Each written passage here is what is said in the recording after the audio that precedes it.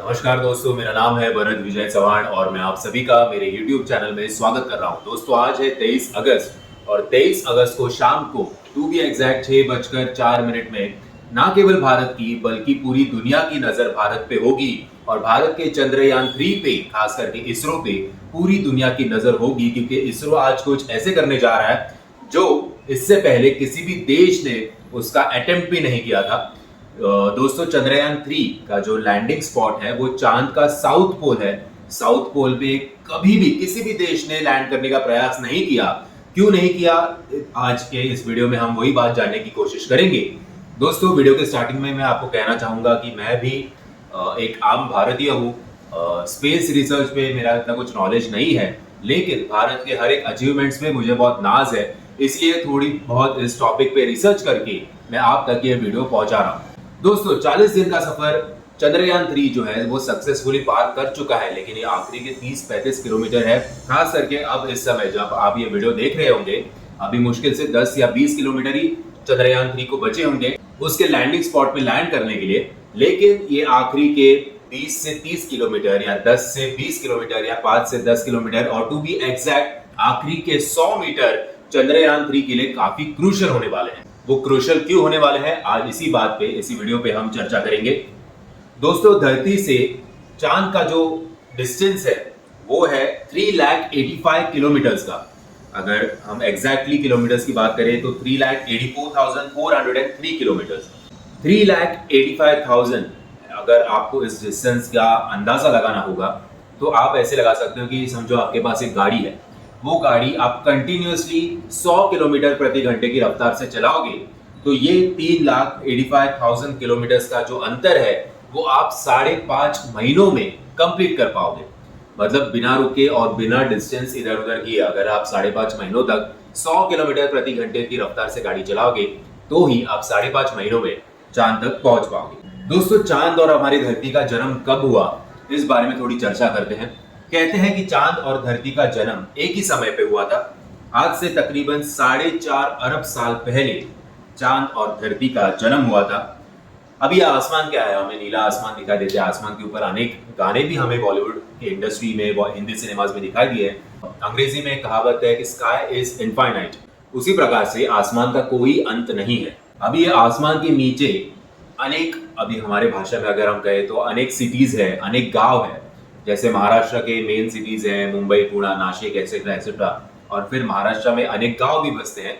वैसे ही आसमान के नीचे 8 मेट्रोपॉलिटन सिटीज है जिसे हम प्लैनेट्स कहते हैं। और आसमान में प्लैनेट्स के साथ साथ कई तारे भी होते हैं, कई पत्थर भी होते हैं। इसमें से सबसे बड़ा तारा जो है वो है हमारे सूरज मामा, यानी कि सूर्य। सूर्य के सबसे नजदीक जो शहर है, जो मेट्रोपॉलिटन सिटी है, वो है बुध, यानी कि मरकरी। सूरज से दूसरे पोजीशन पे जो प्लैनेट है वो है शुक्र, यानी कि वीनस। तीसरे पोजीशन में हमारी धरती, चौथे पे मंगल यानी मार्स, पांचवें पे बृहस्पति यानी जुपिटर, छठे पे शनि यानी सैटर्न, सातवें पे राहु यानी यूरेनस और आठवें पे केतु यानी नेपच्यून। अभी इन सब सिटीज के बीच में अनेक छोटे छोटे गांव बसते हैं, जिस गांवों के बारे में किसी को भी पता नहीं है, ना इसरो को पता है ना नासा को पता है। आसमान में अनेक एस्ट्रॉइड्स भी होते हैं या फिर दो पत्थर भी होते हैं। ये जब दो पत्थर एक दूसरे से टकराते हैं तो वो उनके सामने जो कुछ भी प्लैनेट होगा या चांद होगा या सूरज होगा उस दिशा में ट्रैवल करना शुरू कर देते हैं। यानी कि मान के चलो दो बड़े पत्थर हैं, दो बड़े पत्थर एक दूसरे से टकराए तो वो पत्थर हजारों या लाखों पत्थरों में कन्वर्ट हो जाते हैं। और अगर इन लाखों पत्थरों के सामने अगर हमारी धरती माता होगी तो ये लाखों पत्थर लाखों या अरबों किलोमीटर प्रति घंटे की रफ्तार से हमारे धरती की तरफ आते हैं। और जब हवा तेज होती है और ग्रेविटेशनल फोर्स की वजह से इन लाखों में से कई पत्थर जो है वो आग पकड़ लेते हैं, वो हवा में ही जल जाते हैं। लेकिन कुछ कुछ पत्थर ऐसे होते हैं जो धरती पे सीधा वार करते हैं। और जब कोई भी चीज ऊपर से गिरती है, खास करके आसमान से, और वो सिर्फ गिरती नहीं है, उसके साथ साथ आग के गोले भी बरसते हैं, तो आप सोचिए कि कितना बड़ा इम्पैक्ट होगा।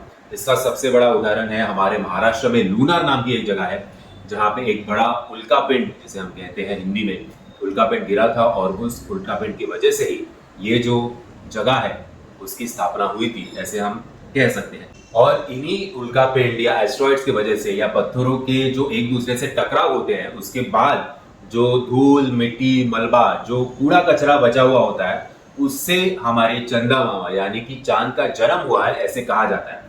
अगर आपको यहाँ से देखने में चांद तो बहुत खूबसूरत लगता है, हम हमारी पत्नियां भी करवा चौथ का व्रत एक्सेट्रा एक्सेट्रा रखती है, चांद को देख के ही वो पूरे दिन का उपवास तोड़ती है। लेकिन चांद को अगर आप रिसर्च करोगे उसके ऊपर तो चांद कुछ है नहीं, चांद अंदर से पूरा खोखला है और चांद में पूरी सतह पर धूल मिट्टी मलबा यही सब चीजें हैं। और हम महाराष्ट्र में खास करके हमारे मुंबई के रस्तों के खड्डों के बारे में बात करते हैं, या फिर महाराष्ट्र में हम जहाँ भी ट्रैवल करते हैं या पूरे देश में ऐसे ही होता है, सिर्फ महाराष्ट्र में ऐसे नहीं। तो हमें लगता है कि हम जिन खड्डों में रह रहे हैं तो खड्डे में रास्ता है या रास्ते में खड्डा है, लेकिन चांद जो है वो जितना हमें ऊपर से यहाँ से फ्लैट और चमकता हुआ नजर आता है उतना है नहीं। चांद में काफी खड्डे ही खड्डे हैं और वो खड्डों का जो डिस्टेंस है वो भी काफी बड़ा है, मतलब एक पूरा शहर उसमें बस जाए इतने बड़े बड़े खड्डे चांद के ऊपर है। इनफैक्ट आपको लगता होगा कि चांद की रोशनी भी काफी अच्छी है, तो चांद की खुद की रोशनी होती ही नहीं है। सूरज का जो लाइट चांद पे पड़ता है उसका रिफ्लेक्शन वो मलबे और कूड़े कचरे का वो हमें दिखाई देता है और वो जो रिफ्लेक्शन है वो व्हाइट कलर का है, इसलिए चांद का जो लाइट है वो हमें व्हाइट दिखाई देता है। कुछ इसी प्रकार से जैसे मैंने कहा कि दो पत्थरों के बीच में जो टकराव हुआ था और जो मलबा विलबा बचा उसमें से चांद का जन्म हुआ, तो एग्जैक्टली अगर कहा जाए तो मार्स और जुपिटर, मार्स यानी अपना मंगल ग्रह और जुपिटर यानी अपना बृहस्पति, इन दोनों के बीच में जो कुछ छोटे छोटे पत्थर थे एस्ट्रॉइड्स थे वो जब एक दूसरे से टकराए उनका जो मलबा या मट्टी या कूड़ा कचरा धूल जो कुछ भी गए वो सब चांद पे जाके ठहर गया। और जैसे हम वॉल्केनोज ज्वालामुखी जब फटता है तो ज्वालामुखी जब नीचे नीचे आता है तो उससे कई आइलैंड बनते हैं, ऐसे हमने कई बार देखा है। ठीक उसी प्रकार से इनका जो मार्स और जुपिटर के बीच का जो एस्ट्रॉइड्स थे जो दो पत्थर थे उनके कूड़ा कचरे को एक सॉलिड फॉर्म अगर किसी ने लिया होगा तो वो चांद ने लिया है। दोस्तों एक गलत फहमी है अनेक भारतीयों को कि इंडिया की ओर से राकेश शर्मा इन्होंने पहली बार चांद पे कदम रखा था, लेकिन ऐसे नहीं है। इंडिया की ओर से अभी तक किसी भी इंसान ने चांद पर कदम नहीं रखा है। राकेश शर्मा इंडिया की ओर से एक पहले ऐसे इंसान थे जो स्पेस में गए थे। चांद पे अभी तक भारत की तरफ से किसी ने भी कदम नहीं रखा है। चांद पे कदम रखने वाले तकरीबन 12 लोग हैं और वो 12 के 12 लोग अमेरिकी है। सबसे पहले तो हमें स्कूल में भी पढ़ाया जाता है कि सबसे पहले इंसान ने जिसने कदम रखा था चांद पे उनका नाम था नील आर्मस्ट्रॉन्ग और उन्होंने चांद पे कदम रखा था 20 जुलाई 1969 को। उसके बाद 4 सालों तक 6 मिशन हुए। उन 6 मिशन में तकरीबन 12 लोगों ने चांद पे जो है वो कदम रखा। आखिरी इंसान जिसने चांद को विजिट किया था वो था 1972 में, अभी करीब करीब आई थिंक 50 साल हो गए।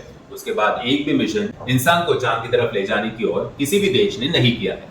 दोस्तों अभी सूरज, जैसे मैं कह रहा हूँ कि सूरज एक तारा है और हमारी धरती जो है वो सूरज की परिक्रमा करती रहती है, यानी कि उसे सूरज का सैटेलाइट कहा जाता है।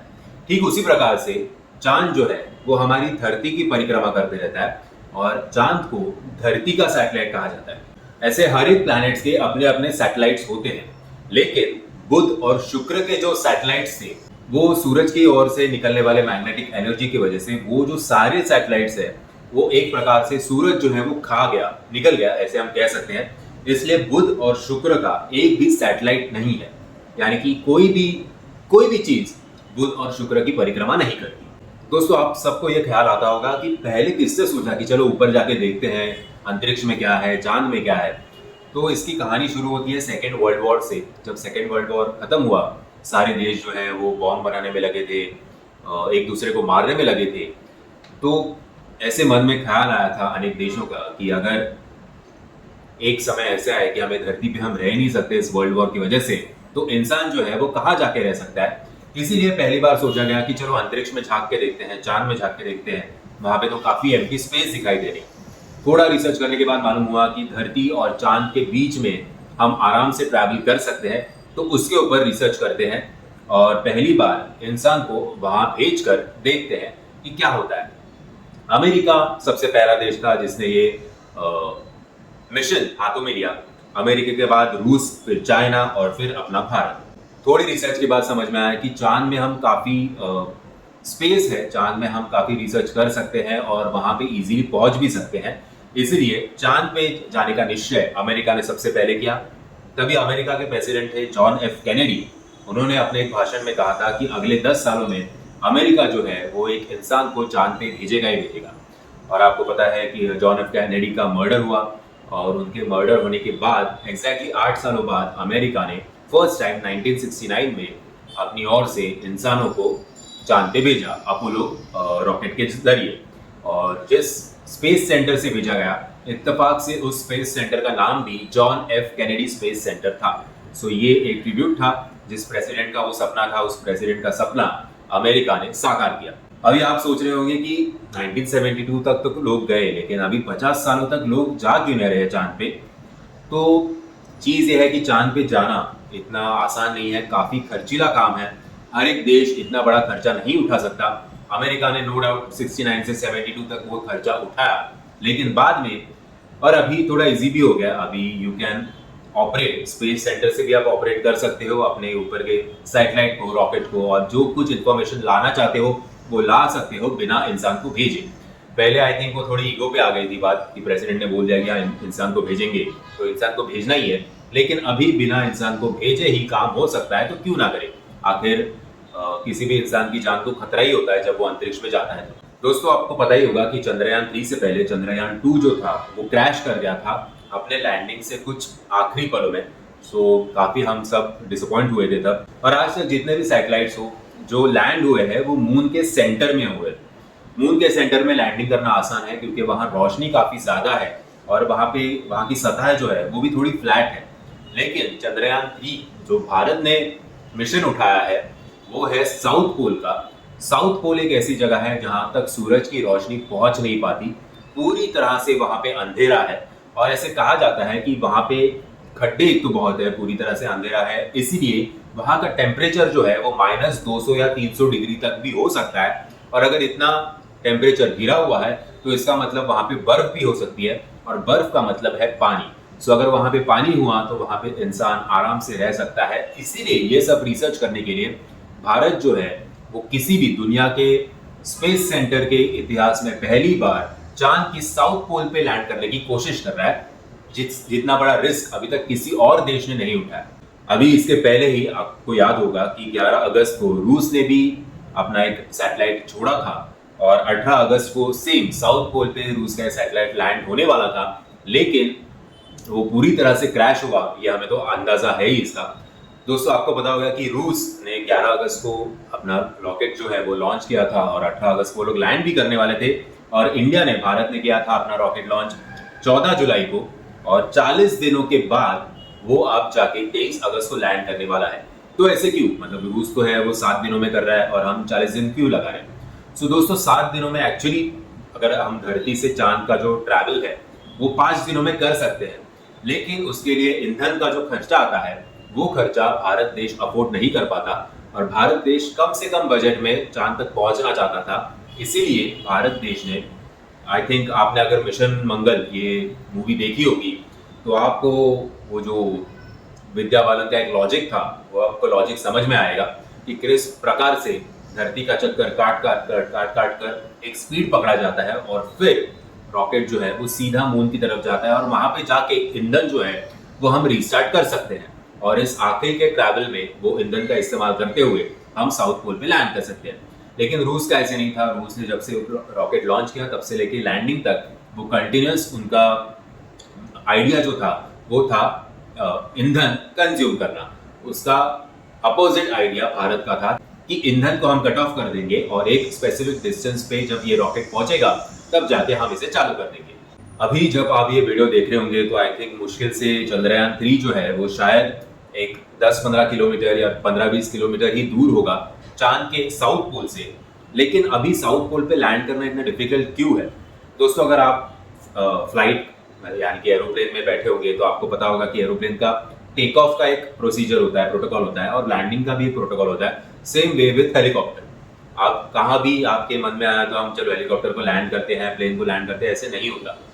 प्लेन के लिए एक एयर स्ट्रिप की जरूरत होती है, उसका प्रॉपर डिग्री चाहिए होती है, प्रॉपर स्पीड मेंटेन करना होता है, और एरोप्लेन जो है वो ऐसे ऐसे आता है। हमारा चंद्रयान 3 जो है वो अभी मून के, चांद के पैरेलल नहीं है, मून के ऊपर है। और जो जिस रफ्तार से वो नीचे आ रहा है वो स्ट्रेट वे में आ रहा है, वो एरोप्लेन की तरह ऐसे ऐसे नहीं आ रहा। कि एरोप्लेन एटलीस्ट देख सकता है कि अगर इमरजेंसी लैंडिंग करनी भी होगी तो ऐसे ऐसे आके अगर उसको लगता है कि यहाँ पे हम लोग लैंड नहीं कर सकते तो वो फिर से टेक ऑफ कर सकता है और दूसरी जगह को एक्सप्लोर कर सकता है। लेकिन C3 के बारे में वैसे नहीं है, वो ऐसे ऐसे ही नीचे आ रहा है। तो उसको अपने अंदाज से हमारे साइंटिस्ट जो है उनको एक अपना तजुर्बा जो है वो लाना पड़ेगा और इसका स्पीड कंट्रोल करना पड़ेगा गिरने का, क्योंकि अभी जिस रफ्तार से वो गिरेगा वो रफ्तार काफी ज्यादा है। अगर ये स्पीड कंट्रोल कैसे किया जाएगा, तो इसके लिए थ्रस्टर्स का इस्तेमाल किया जाता है। अब ये थ्रस्टर क्या होता है, जब रॉकेट लॉन्च होता है तब आप देखते हो कि नीचे से काफी आग के गोले आते हैं। वो आग के गोले जो है वो रॉकेट को सीधा उनके जो स्पीड, डिजायर्ड स्पीड है उस पर लेके जाते हैं।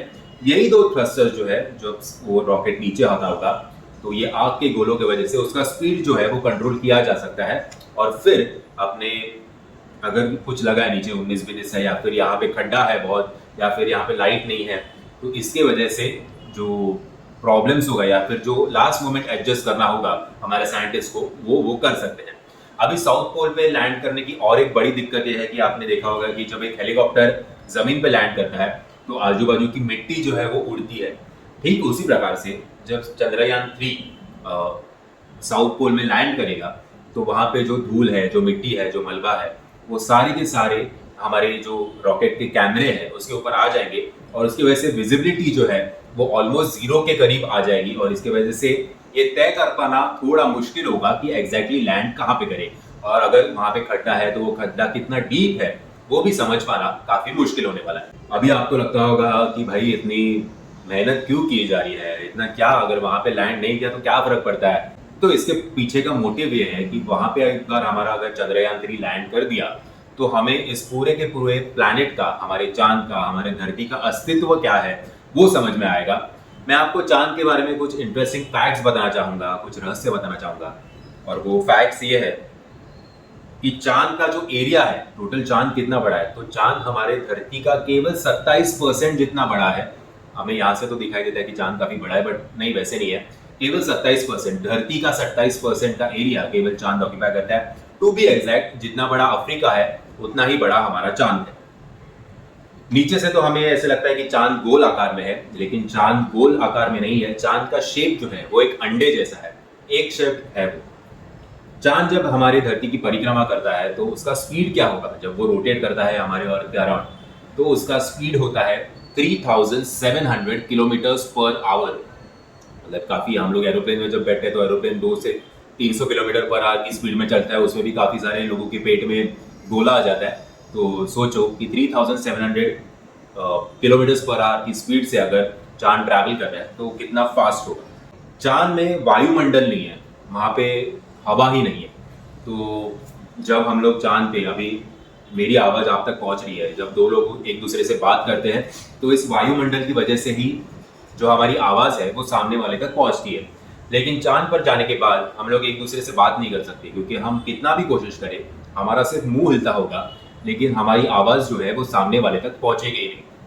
तो अगर आप अपने बीवी से या बीवी के झगड़ों से छुटकारा पाना चाहते हो तो आप दोनों ही मियाँ बीवी चांद पे जाके रह सकते हो, तो झगड़ा होगा नहीं। इन शॉर्ट, वायुमंडल के ना होने के कारण जब नील आर्मस्ट्रॉन्ग आज से 50-55 साल पहले 20 जुलाई 1969 को जब चांद पे गए थे, तब उनके जो फुटस्टेप्स थे, वो कहा जाता है कि वो फुटस्टेप्स अभी भी चांद पे मौजूद है और वो आने वाले लाखों साल तक चांद पे वैसे ही बने रहेंगे। क्योंकि जब वायुमंडल ना होने के कारण वो फुटस्टेप्स वैसे के वैसे रहेंगे ना। नहीं तो नॉर्मली हम लोग मुंबई में देखेंगे कि कहाँ पे अगर कचरा पड़ा होगा तो जब हवा का तेज झोंका आता है तो कचरा एक जगह से दूसरी जगह चला जाता है। वैसे चांद पे होगा नहीं, क्योंकि चांद पे वायुमंडल की कमी है। सो दोस्तों, आज जो डिसाइडेड समय है वो है 6:04। थोड़ा भी 6:03 या 6:05 नहीं हो सकता। ये कैलकुलेशंस के हिसाब से ही इसे साउथ पोल पे लैंड करना होगा, और खास करके आखिरी के 15-20 मिनट यानी कि 5:45 बजे से 6:04 तक हमारे लिए काफी क्रूशल होने वाला है। और अगर हमने ये कर दिखाया तो हम पूरी दुनिया में सबसे पहला ऐसा देश होगा जो चांद के साउथ पोल पर लैंड करता है। दोस्तों, मैं आप सबको विनती करना चाहूंगा कि आप जिस किसी भगवान ने मानते हो उस भगवान की प्रार्थना करो और हमारा जो मिशन है चंद्रयान 3 का वो सक्सेसफुल हो। ऐसे मैं भी अपने गणपति बाप्पा से, हमारे महादेव से प्रार्थना करता हूँ। दोस्तों, मैं आशा करता हूँ मैंने काफ़ी सरल भाषा में आपको समझाने का प्रयास किया कि चंद्रयान 3 का मिशन क्या है, उसके लिए डिफिकल्टीज क्या है और मून और पृथ्वी का जन्म कैसे हुआ। मैं आशा करता हूँ आपको ये वीडियो इन्फॉर्मेटिव लगा होगा और अगर मेरी तरफ से कुछ 19-20 हुआ होगा तो उसके लिए मैं आपके माफ़ी चाहता हूँ। दोस्तों, अगर आपको ये वीडियो पसंद आया होगा तो वीडियो को लाइक, शेयर और चैनल को सब्सक्राइब करना मत भूलना। जय हिंद, जय महाराष्ट्र।